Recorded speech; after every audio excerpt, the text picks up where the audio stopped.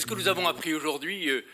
Au fond, la richesse des partenaires qui montre très bien que les objectifs de SPS d'il y a 5 ans sont dépassés.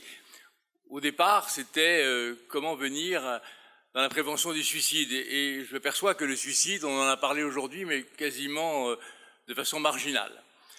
Ce qui est impressionnant, c'est au fond, il y a 2 points où SPS semble avoir apporté une contribution majeure. La première, c'est d'avoir été à l'origine d'initiatives hétérogènes, complexes, dont maintenant la question c'est de savoir comment leur donner une cohérence et de homogénéiser en France, au fond, les aides à ces personnes en souffrance que sont les personnels de santé. Et la deuxième, c'est de mettre l'accent qui était initialement présent, mais maintenant beaucoup plus fort, c'est la prévention primaire. Prévention primaire qui d'abord part d'un constat. Le constat que l'hôpital est un lieu de souffrance, paradoxal. L'hôpital a perdu son concept de lieu hospitalier pour les malades, mais en même temps un lieu de souffrance pour les soignants. Les conditions de travail, la perte de sens, ce sentiment que respecter l'informatique est plus important que respecter le malade, l'incarcération dans des normes, que ce soit les infirmières ou les médecins, l'appartenance à des grands groupes où, au fond, le petit service finit par disparaître au profit de la structure générale, avec une disparition impressionnante, de parler des étudiants, la disparition de l'empathie, qui est vraiment au cœur même de la fonction soignante. Ce constat a permis, au fond, de déjà dégager des propositions de prévention primaire, comme la prise de conscience qu'il faut être d'abord relativement soi-même, dans une estime de soi-même, pour soigner l'autre, et que peut-être, là encore, on vient de l'apprendre, c'est que le manager est peut-être un des acteurs majeurs qui devrait être pris en soin. Et peut-être que SPS devrait avoir, au fond, un volet manager qui sont ceux qui sont théoriquement à l'origine de la souffrance du travail. Donc soigner le management, c'est quelque chose qui aujourd'hui nous a paru très fort.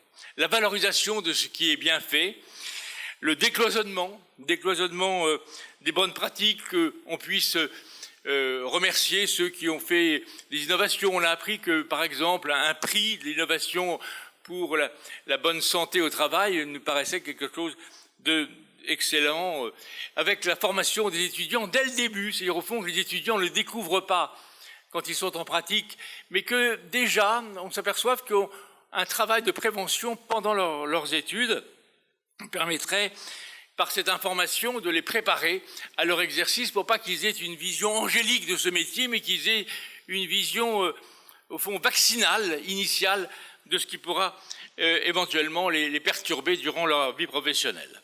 Et puis la prévention, alors secondaire, au fond, la prise en charge.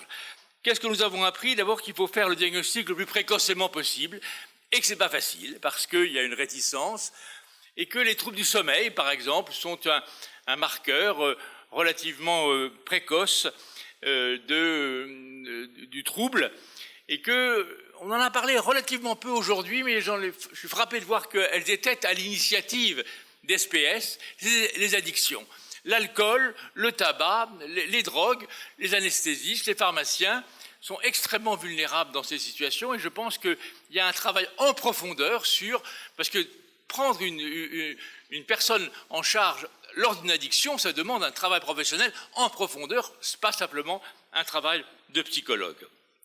Privilégier donc la confidentialité plus que l'anonymat, l'importance d'une bonne prise en charge financière.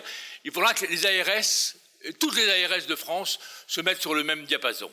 Et il faudra peut-être un jour, peut-être préfin, je ne sais pas si ce sera au XXIe ou XXIIe siècle, que l'Ordre des médecins participe à cette aventure. Travailler donc sur les attentes et ne pas avoir une vision normative qui permettrait, au fond, à tous les infirmières, les kinésithérapeutes, les pharmaciens, les médecins, d'avoir une sorte de normalisation du bien-être, qui est une illusion totale, mais de prendre en compte la singularité de chacun. Au fond, les enjeux territoriaux sont des enjeux d'homogénéisation. Il y a un maillage important, mais peut-être ce que SPS nous aura appris et nous aura apporté dans ce 5e colloque, c'est une vision en même temps extraordinairement angoissante du présent et une vision pleine d'espérance, parce que là, il y a une prise de conscience. Et on peut remercier SPS, on peut remercier Éric Henry, on peut remercier Catherine Cornibert d'avoir, au fond, été les sentinelles d'un nouveau monde qui a débordé par les procédés technologiques, a fini par oublier l'humain. Et je pense que SPS est au cœur de la réflexion. Merci.